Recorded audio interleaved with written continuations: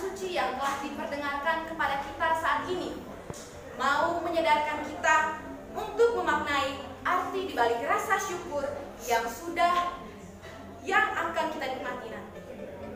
Yang pertama, dalam kitab Imamat mengingatkan kita tentang berkat dan kutukan.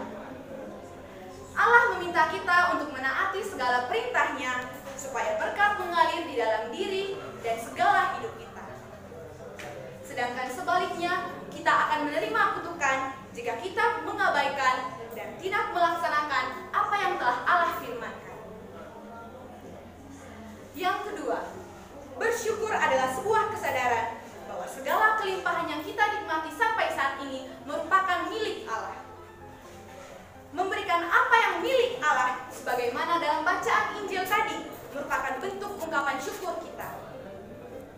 Kita mesti memberikan sebagian atau persepuluhan apa yang menjadi hak Allah.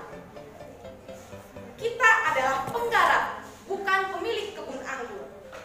Dan sikap yang telah ditunjukkan oleh para penggarap tadi merupakan sikap yang tidak tahu diri, tidak tahu berterima kasih, dan tidak mau bersyukur. Mereka merasa bahwa mereka adalah pemilik kebun anggur. Karena para penggarap sudah merasa bahwa mereka adalah pemilik kebun anggur, maka mereka tidak mau bersyukur dengan memberikan sebagian hasil dari lahan mereka kepada Tuhan. Untuk itu, para penggarap merupakan pribadi yang tidak tahu bersyukur dan tidak mengindahkan perintah-perintah Allah.